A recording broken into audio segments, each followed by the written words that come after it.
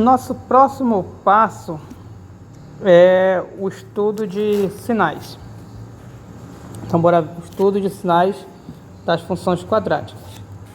Novamente, esqueci de escolher a seta aqui já. Então, eu vou escrever aqui estudo do sinal. Estudo do sinal. Sinal de quem? Da nossa função que nós estamos trabalhando, ou melhor, do tipo de função que nós estamos trabalhando, que é a função quadrática. Então eu vou colocar aqui a lei da nossa função, que é ax² mais bx mais c, que é a forma genérica que nós estamos trabalhando, e vamos ver como é que se estuda o sinal dela. Mas antes disso, você precisa saber o que é estudar o sinal de uma função. Então você escreve aí o que é estudar o sinal de uma função. Estudar o sinal de uma função é determinar os valores para as variáveis, no caso aqui x. Então, determinar os valores para as variáveis nos quais a nossa função é positiva e os valores para a variável para o qual a nossa função é negativa. Então, você está estudando o sinal, você vai dizer, no caso do x, para que x a tua função tem valor positivo e para que x a tua função tem valor negativo. Só para efeito de exemplo, se você colocar y igual a x² menos x mais 1, e você for calcular a imagem de 2, por exemplo, vou calcular a imagem de 2, a y de 2. Vai dar 4 menos 2 mais 1, substituindo aqui. E isso é igual a 3. 3 é positivo. O que isso significa? Isso significa que nosso y é positivo para x igual a 2, que foi o que a gente utilizou. Então, o sinal da nossa função é positivo para x igual a 2. E acabei de determinar um tipo de sinal. Estudar o sinal é determinar todos os valores de x, que a função é positiva, e todos os valores de y, que a função é negativa. Como são infinitos valores, nós precisamos de técnicas para isso. E o segredo da técnica está no gráfico. Sem precisar fazer muita conta, o segredo está no gráfico. E não precisa esboçar o gráfico em detalhes como a gente fez. Deixa eu colocar aqui o não perturbe para não receber notificação. Não precisa dos detalhes do gráfico como a gente fez no último exemplo da última aula. Basta ter um esboço só da estrutura do gráfico mesmo, vocês vão ver que já vai ajudar. E aí eu vou começar com alguns exemplos para vocês verem que isso é um pouco mais simples do que parece. E vocês vão compreender melhor o que eu estou dizendo. O exemplo será o seguinte: estude o sinal de, vou colocar aqui, y igual a x² menos 4. Seu aqui é uma função quadrática. Aqui ela não está completa. Está faltando o termo. Está faltando o que a gente chama de b. Faltando o b, que é o coeficiente do x. Então, já que está faltando, a gente sabe que ele é zero.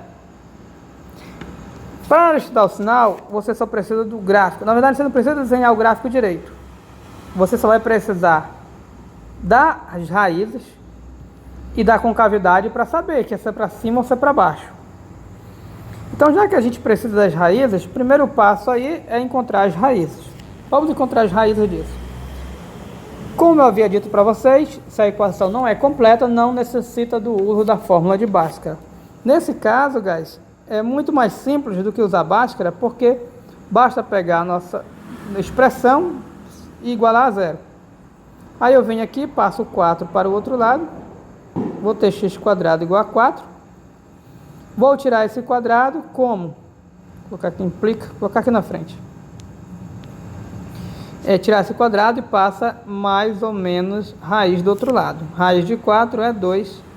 Então, nós temos duas raízes. Duas raízes.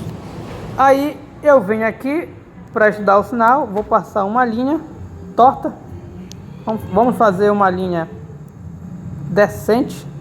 Aqui, ó, decente. Pronto, bonita. Vou marcar as raízes. E vocês vão já entender como é que funciona direitinho. A menor do lado esquerdo, claro, que o sentido de crescimento é esse. Isso aqui é como se fosse o eixo X. E aí eu desenho minha parábola. Sugiro a vocês desenhar tracejado. Se quiser desenhar normal, desenho. Então, perceba que eu não preciso marcar pontos, eu não preciso de perfeição. Eu apenas marquei as raízes para saber onde intercepta, e isso já será suficiente para eu ter o estudo do meu sinal. Pois bem, vamos lá. Eu vou desenhar a parábola assim. Não vai ser assim, guys, porque o coeficiente do x² é positivo, então eu sei que ela vai ter concavidade para cima. Então eu venho aqui, desenho minha parábola com concavidade para cima, porque o nosso A é positivo. Isso já é mais que suficiente para determinar o nosso sinal. Nesse momento, concentre-se, que é a parte onde você vai ver como é de fato o sinal. Observe que as duas raízes dividiram a nossa linha em quantas partes? Elas dividiram a nossa linha em uma, duas, três partes. Então perceba que essas duas raízes dividiram a nossa linha, nosso eixo, em uma, duas, três partes. Se você olhar com carinho, você vai perceber algo a mais. Você vai perceber que cada uma dessas partes, seja essa ou essa, o pedaço da parábola correspondente ou está acima ou está abaixo do nosso eixo X. Esse pedaço mais à esquerda, por exemplo, o nosso gráfico está acima. Gráfico acima significa que o sinal da função é positivo. Nesse pedaço em verde, perceba que a parábola, o gráfico está para baixo. Está para baixo significa que o sinal é negativo. Está abaixo, desculpa, abaixo. Tem gente que coloca o sinal aqui, ó. Tanto faz. Eu prefiro aqui que fica tudo alinhadozinho. E finalmente o terceiro e último pedaço, observe para onde está o gráfico da nossa função. Ele está totalmente acima. Acima indica que os valores da nossa função é positivo.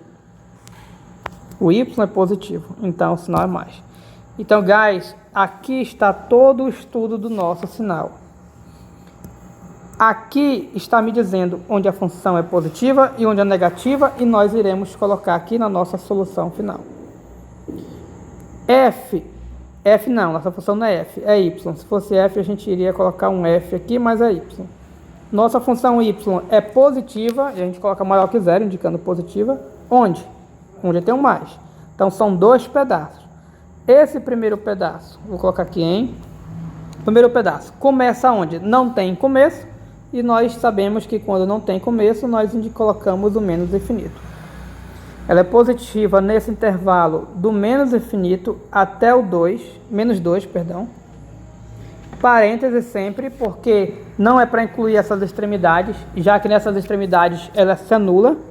Por que se anula? Porque são raízes, está aqui. Então esse é o primeiro pedaço onde é positiva, e eu vou unir com um outro pedaço aqui, que também é positivo. Esse outro pedaço começa no 2, e eu coloco aqui, e vai até o infinito e além. E pronto, nós temos a parte positiva. Agora eu preciso dizer onde é a função y é negativa, e ela é negativa em qual intervalo? Nessa parte verde apenas, que começa no menos 2 e termina no 2. Então eu coloco aqui, começa no menos 2 e termina no 2.